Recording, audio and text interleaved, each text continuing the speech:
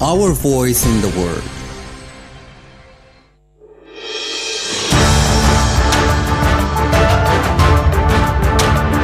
This is the English service of Radio Algeria International. It's time for the news. Prime Minister Nadia Al-Arbawi has received the head of the State Council of the People's Republic of China, Liao Goi, as part of his working visit to Algeria. And the Chief of Staff of the National People's Army has said that Algeria will remain faithful to her positions towards just causes throughout the world, notably the Palestinian and Sahrawi causes. And as the UN Secretary General Antonio Guterres has once again called for an immediate ceasefire in Gaza, the Israeli occupation army pursued its bombardments of the territory, causing scores of deaths. And those were the major developments. Now, the Full News edition. Good afternoon. The president of South Shah Party, Lamine Osmani, has shed light on the importance of the youth participation in politics. Following his meeting with the president, Mr. Osmani indicated that the meeting was devoted to the participation of young people in politics to protect the homeland. He then hailed the president's commitment to appointing young people at high positions. We are used to having exchanges and discussions with the Presidency of the Republic. We have been listening to the citizens' concerns and we transmitted them to the Presidency. We have witnessed a constant will to strengthen the purchasing power, and the latest decisions taken by the President of the Republic are an evidence of this. Our priority is Algeria, and we are loyal to our martyrs. We have to stay faithful to their oath, and the honorable position of Algeria in favor of the Palestinian cause goes in line with the oath and in line with the identity of Algerian people in terms of defending our sacred places in Palestine. Thus, the President of the Republic is an emblem of our revolutionist belief. And that was the statement of the president of South Shah Party, Lamine Osmani, following his meeting with the President of the Republic, Abdelmajid Tebboune. The Prime Minister Nadia Al-Arbawi has received the head of state or State Council of the People's Republic of China, Liao Goi, as part of his working visit to Algeria. The visit of the Chinese official comes following the state visit paid by President Abdelmajid Tebboune to China last July. The two sides held a meeting of assessment of the cooperation relations linking the two countries while praising the outcome of bilateral economic cooperation. They also stressed the importance of boosting strategic partnership between the two countries. The Chief of Staff of the National People's Army, Army General Said Chengriha, has called on Algerian people to take part in the rebirth of the new Algeria in order to thwart all hostile schemes aimed at dealing a blow to the country's security and stability. Miriam Barshi tells us more. Algeria is committed to supporting just causes, notably the causes of Palestine and Western Sahara, given that Algeria had also suffered from the horrors of colonialism, and she accepted with respect the support of the world's free peoples, of her cause and her legitimate right to self-determination. And here is Algeria today, fighting with the use of all legitimate means to find solutions to all just causes in line with international legality. And regarding the Palestinian issue, the Chief of Staff of the National People's Army said Algeria's foreign policy has always been supportive to the Palestinian cause.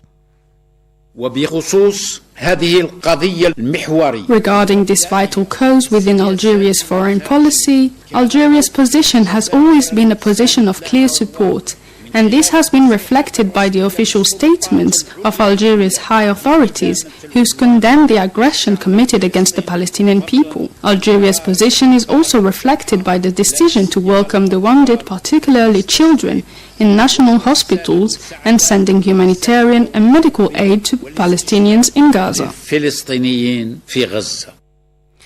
The Army General also praised the major steps taken by Algeria thanks to the perseverance and strong determination of the President of the Republic. Meanwhile, the Army General has paid a visit to the central naval base of Mars Al-Kbir in Oran province. The Speaker of the Lower House of Parliament or National People's Assembly, Ibrahim Boughali, has indicated that the Assembly has handed over to the Algerian Red Crescent major humanitarian aid for the Palestinian people. In a statement to the press made in Blida on the sidelines of the aid delivery to the Algerian Red Crescent, Mr. Boughali stressed that a series of decisions were taken to support the Palestinian people. The special session held on October 31st in support for the Palestinian cause has resulted into a series of decisions. Firstly, to defend the Palestinian cause in international organizations. Secondly, to send aid equipment to reduce the suffering of our brothers in the Gaza Strip. The aid consists of large quantities of baby formula estimated at around 30,000 units, as well as beds and wheelchairs donated by members of parliament and the personnel of the National People's Assembly. This is the first aid. As we know, the needs are still enormous. Our Palestinian brothers and sisters need more support and help. The first convoy of aid will be followed by others in the future to support and reduce the suffering of our brothers in Palestine. And for her part, the head of the Algerian Red Crescent hailed the strong wave of solidarity of the Algerian people and state institutions to the Palestinian people. As the UN Secretary General Antonio Guterres has once again called for an immediate ceasefire in Gaza, the Israeli occupation pursued its bombardments of the territory, causing scores of deaths. Miriam Barshi. Palestinian sources said at least 64 people were killed and scores of others wounded, mainly children, in the Israeli pounding of various areas of the Gaza Strip. The pounding targeted the refugee camp of Boreid in the central part of the Gaza Strip, as well as the major town of Khan Yunis in the central part of the besieged territory. This came as Jordan said there was no pretext for an extension of the Israeli onslaught on Gaza and called on the UN Security Council to take up its responsibility and take the decision to stop the attacks. The Jordanian foreign minister told newsmen in Amman that it was necessary effective mechanism to be immediately adopted to allow aid to Gaza. In similar move, the UN Secretary General affirmed in a statement made to the media in New York that an immediate ceasefire was necessary in Gaza, while stressing that nothing could justify the collective punishment imposed to the Palestinian people. The onslaught on Gaza by Israeli forces over these 100 days has unleashed wholesale destruction and levels of civilian killings at a rate that is unprecedented during my years as Secretary General. And the vast majority of those killed are women and children. Nothing can justify the collective punishment of the Palestinian people. The humanitarian situation in Gaza is beyond words. Nowhere and no one is safe. Traumatized people are being pushed into increasingly limited areas in the south that are becoming intolerably and dangerously congested. While there have been some steps to increase the flow of humanitarian assistance into Gaza, life-saving relief is not getting to people who have endured months of relentless assault at anywhere near the scale needed. The long shadow of starvation is stalking the people of Gaza, along with disease, malnutrition, and other health threats.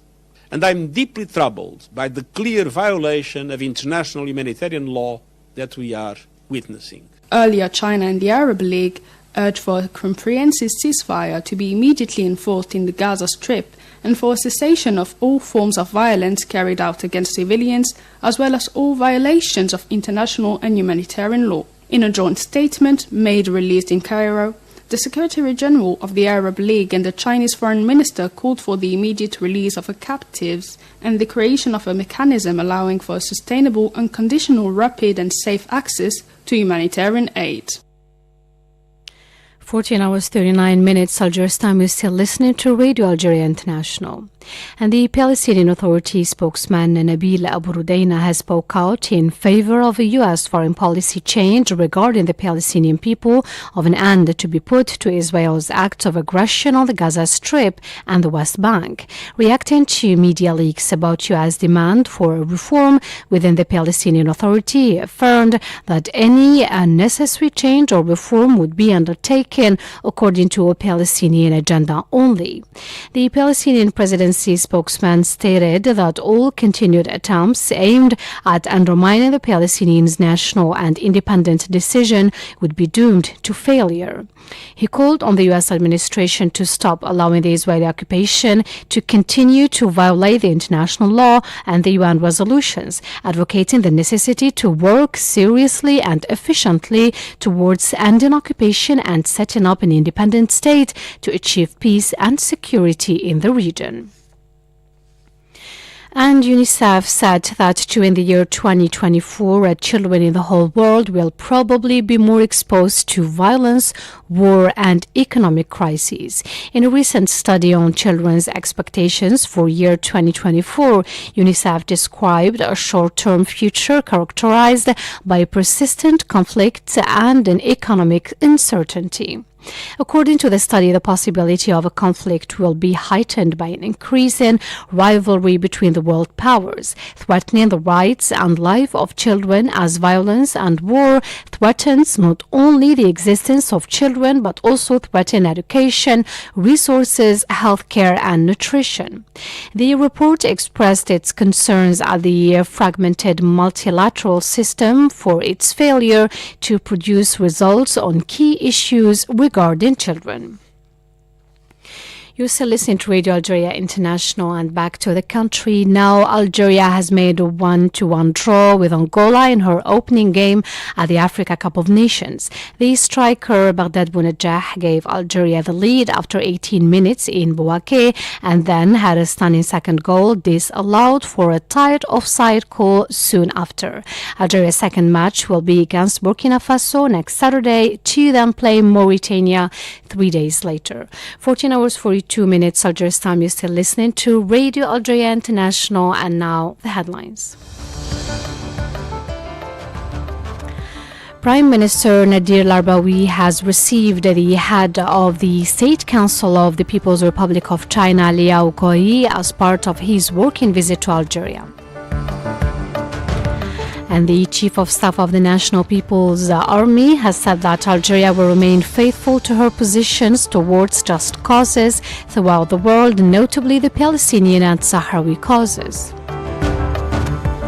And as the UN Secretary General Antonio Guterres has once again called for an immediate ceasefire in Gaza, the Israeli occupation pursued its bombardments of the territory, causing scores of deaths.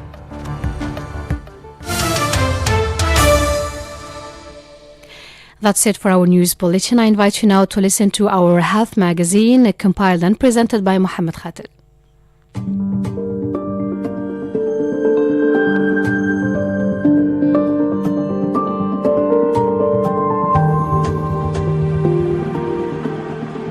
Hello and welcome to this new edition of the Health Magazine. Diabetes is one of the most threatening diseases of our time. In addition to adults, this disorder can also affect children at an early age. Type 1 diabetes in children is a condition in which your child's body no longer produces an important hormone which is called insulin. Your child needs insulin to survive, so you'll have to replace the missing insulin.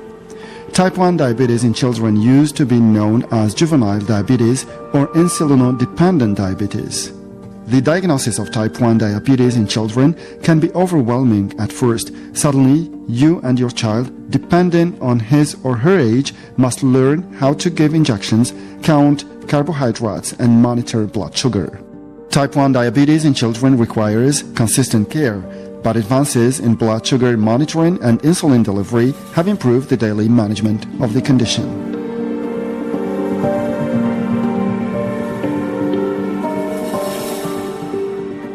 The signs and symptoms of type 1 diabetes in children usually develop quickly over a period of weeks. These signs and symptoms include increased thirst and frequent urination. Excess sugar building up in your child's bloodstream pulls fluid from tissues. As a result, your child might be thirsty and drink and urinate more than usual. A young toilet-trained child might suddenly experience bedwetting. Extreme hunger. Without enough insulin to move sugar into your child's cells, your child's muscles and organs lack energy. This triggers intense hunger. Weight loss. Despite eating more than usual to relieve hunger, your child may lose weight, sometimes rapidly. Without the energy sugar supplies, muscle tissues and fat stores simply shrink. Unexplained weight loss is often the first sign of type 1 diabetes to be noticed in children. Fatigue, lack of sugar in your child's cells might make him or her tired and lethargic. Irritability or behavior change. In addition to mood problems, your child might suddenly have a decline in performance at school. Fruity smelling breath. Burning fat instead of sugar produces certain substances, ketones, that can cause a fruity breath odor. Blurred vision. If your child's blood sugar is too high, fluid may be pulled from the lenses of your child's eyes. Your child might be unable to focus clearly. So go and see your child's doctor if you notice any of the signs or symptoms of type 1 diabetes.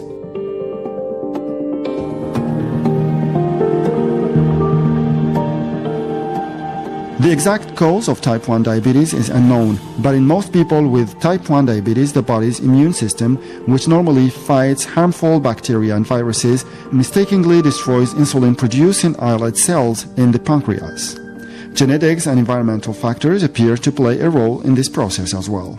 Insulin performs the critical job of moving sugar, glucose, from the bloodstream to the body cells. Sugar enters the bloodstream when food is digested.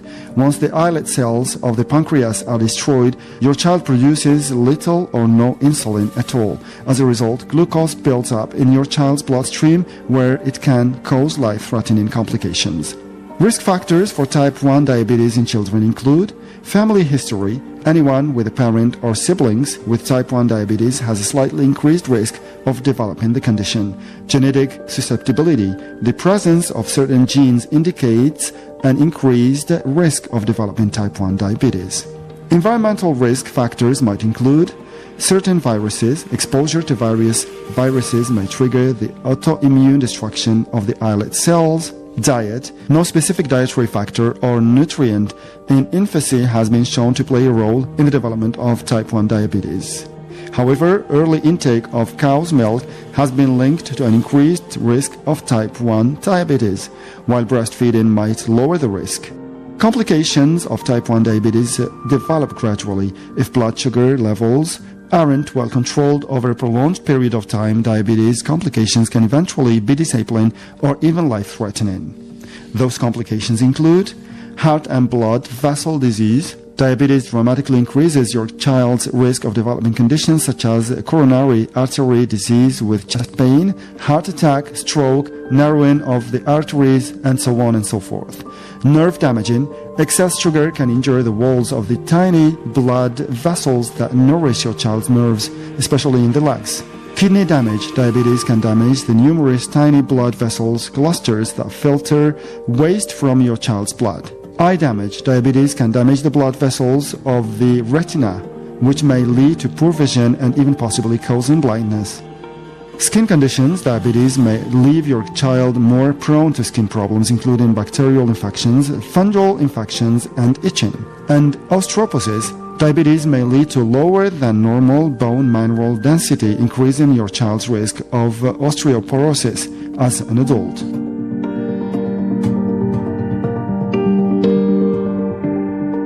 There is currently no known way to prevent type 1 diabetes. Children who have a high risk of developing type 1 diabetes can be tested for antibodies associated with the disorder, but the presence of these antibodies does not make diabetes inevitable, and there is currently no known way to prevent type 1 diabetes if the antibodies are found. Researchers are working on preserving type 1 diabetes in people who have a high risk of developing the disease. Other research focuses on preventing further destruction of the islet cells in people who are newly diagnosed. While there is nothing you could have done to prevent your child's type 1 diabetes, you can help your child prevent its complications by helping your child maintain good blood sugar control as much as possible, teaching your child the importance of eating a healthy diet, and participating in regular physical activity, scheduling regular visits with your child's diabetes doctor, and a yearly eye exam beginning no more than 5 years after the initial diabetes diagnosis. There are several blood tests for type 1 diabetes in children. Random blood sugar test. This is the primary screening test for type 1 diabetes. A blood sample is taken at a random time, regardless of when your child last ate. Glycated hemoglobin test. This test indicates your child's average blood sugar level for the past 2 to 3 months. Fasting blood sugar test. A blood sample is taken after your child fasts overnight. Your doctor will likely recommend additional tests to confirm the type of diabetes that your child has. It's important to distinguish between type 1 diabetes and type 2 diabetes because treatment strategies differ. These additional tests include blood tests to check for antibodies that are common in type 1 diabetes, urine tests to check for the presence of ketones, which also suggests type 1 diabetes rather than type 2. Your child will need regular follow-up appointments to ensure good diabetes management and to check his or her A1C levels. Your doctor will also periodically use blood and urine tests to check your child's cholesterol levels, thyroid function, and kidney function. In addition, your doctor will regularly assess your child's blood pressure and growth, check the sites where your child tests blood sugar and delivers insulin. Anyone who has type 1 diabetes needs insulin treatment to survive. Many types of insulin are available, including rapid-acting insulin, insulin therapies such as Lispro, Aspar, and Glulicin. Start working within 15 minutes, peak in about 1 hour, and last 4 hours. Short-acting insulin therapies such as human insulin should be injected 20 to 30 minutes before a meal, peak in 1.5 to 2 hours, and last 4 to 6 hours. Intermediate-acting insulin therapies such as NPH insulin start working within about 1 hour, peak in about 6 hours, and last 12 to 24 hours. Long-acting insulin therapies such as insulin glargine and insulin detamir have almost no peak and may provide coverage for as long as 20 to 26 hours. Depending on your child's age and needs, your doctor may prescribe a mixture of insulin types to use throughout the day and night. As a conclusion, remember that a healthy diet and physical activity can help your children cope with diabetes type 1 and lead a normal life.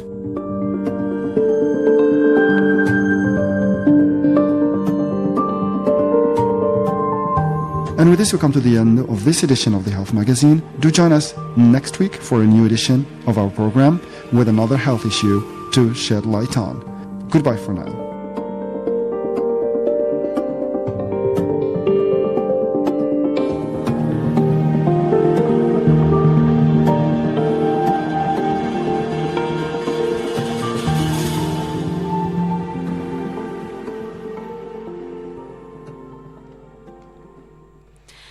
And that was our health magazine, compiled and presented by Mohammed Khatil and devoted to diabetes. And now I invite you to listen to a program devoted to a part of Palestine's history known as the Catastrophe by Saeed Bouazi. We will meet you again tomorrow at 2:30 p.m. Algiers time for our full news edition. Goodbye.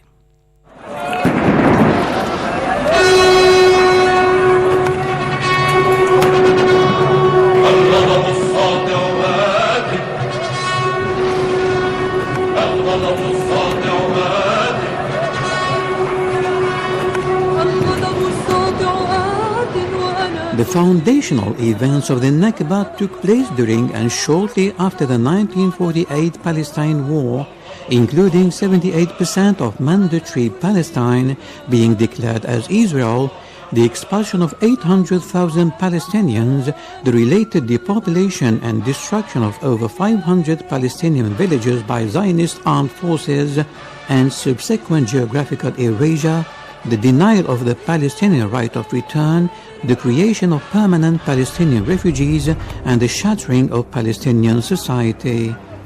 The expulsion of the Palestinians has since been described as an ethnic cleansing.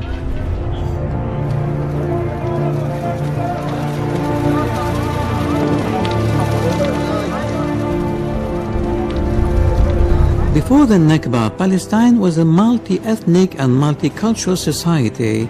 However, the conflict between Arabs and Jews intensified in the 1930s with the increase of Jewish immigration driven by persecution in Europe and with the Zionist movement aiming to establish a Jewish state in Palestine.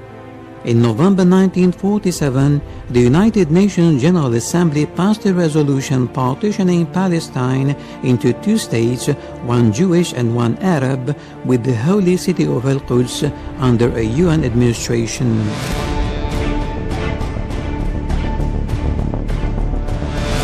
The Arab world rejected the plan, arguing that it was unfair and violated the UN Charter. Jewish militias launched attacks against Palestinian villages, forcing thousands to flee.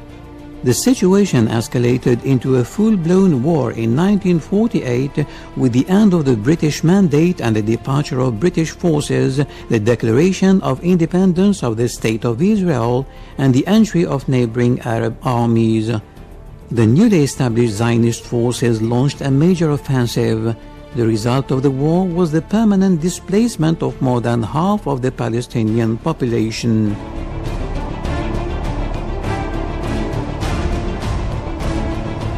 In 1948, 1.4 million Palestinians lived in 1,300 Palestinian towns and villages.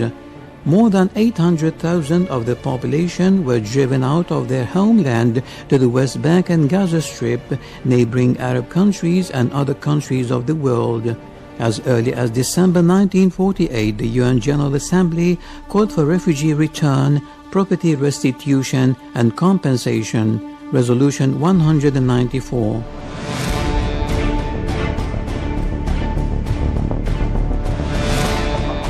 However, 75 years later, despite countless UN resolutions, the rights of the Palestinians continue to be denied. According to the UN Relief and Works Agency for Palestine Refugees, UNRWA, more than 5 million Palestine refugees are scattered throughout the Middle East. Today, Palestinians continue to be dispossessed and displaced by Jewish settlements, evictions, land confiscation, and home demolitions.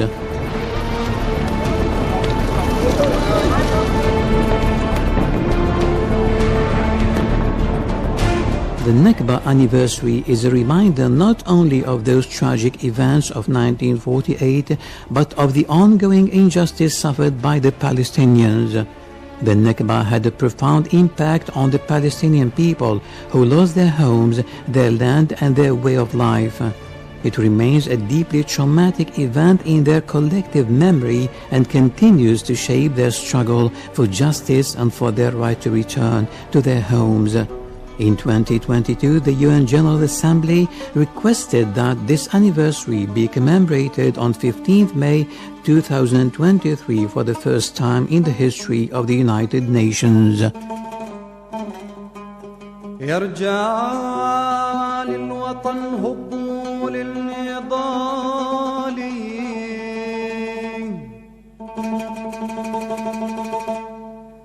ثوروا مع الأحرار على الطغيان يابا.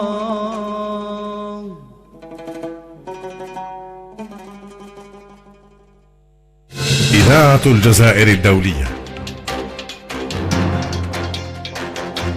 يمكنكم متابعة إذاعة الجزائر الدولية عبر الأقمار الصناعية بالنسبة للعالم العربي على نايل سات